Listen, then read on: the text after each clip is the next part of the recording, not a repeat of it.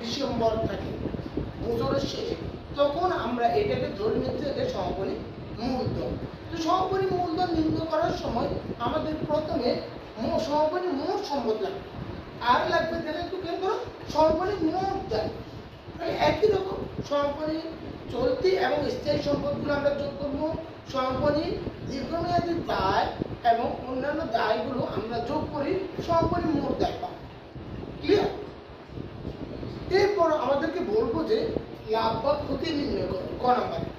তো লাভ বা ক্ষতি নির্ণয় করার সূত্র হলো একেবারে সহজ, আমি এখানে লিখে দিচ্ছি, তোমরা খাতায় লিখতে পারো।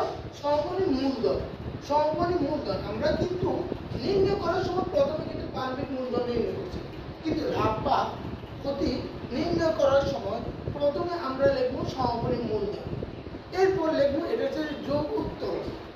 যদি তোমাদের প্রশ্নের মধ্যে ব্যক্তিগত তহবিল, ছেলের বেতন বা অন্যান্য তহবিল থেকে যদি ব্যবসায় বিনিয়োগ করে, তখন ওটা হবে তার অতিরিক্ত মূলধন। এবং অতিরিক্ত মূলধন হয়তো তোমাদের দুই ভাগে হয়, একটা হলো নগদ উত্তোলন হতে পারে, একটা হলো পূর্ণ উত্তোলন হতে পারে। তো যদি তোমাদের মাসে থাকে তখন আমরা ওটারে 12 দিয়ে গুণ করব।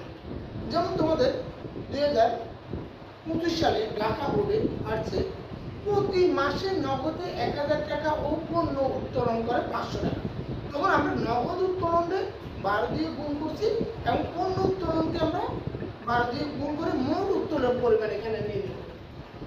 এরপর আমরা লিখব প্রারম্ভিক মূলধন, এরপর আমরা লিখব প্রারম্ভিক মূলধন। প্রারম্ভিক মূলধন আমরা ওই ক নাম্বারে নির্ণয় করব। তারপরে যে যোগ অতিরিক্ত মূলধন, আমি আবার অতিরিক্ত মূলধনের কথা বলতেছি। যদি ছেলের বেতন, ঋণ গ্রহণ, ব্যবসা বিনিয়োগ করে, ব্যাংক থেকে ঋণ নিয়ে, তখন আমরা ওটাকে ব্যবসায় যদি বিনিয়োগ করে তখন আমরা ওটাকে ধরবো যে অতিরিক্ত মূলধন। এছাড়া আমরা ওটাকে কখনো অতিরিক্ত মূলধন ধরবো না। তাহলে আমরা ক্লিয়ার হলাম যে প্রারম্ভিক মূলধন নির্ণয় করতে হলে আমাদের প্রারম্ভিক মোট সম্পদ লাগবে, প্রারম্ভিক মোট দায়।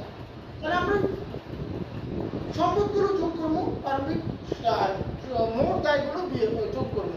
যোগ করার পরে আমরা প্রারম্ভিক মোট সম্পদ মাইনাস প্রারম্ভিক মোট দায় নির্ণয় করি, আমরা প্রারম্ভিক মূলধন পাবো। এরপর আমরা সমাপনী মূলধন নির্ণয় করবো। সমাপনী মূলধন একই নিয়ম, সমাপনী মোট সম্পদগুলো যোগ করে এটা থেকে আমরা সমাপনী মোট দায়গুলো বের করব। Okay guys, clear? এরপর লাভ বা ক্ষতি।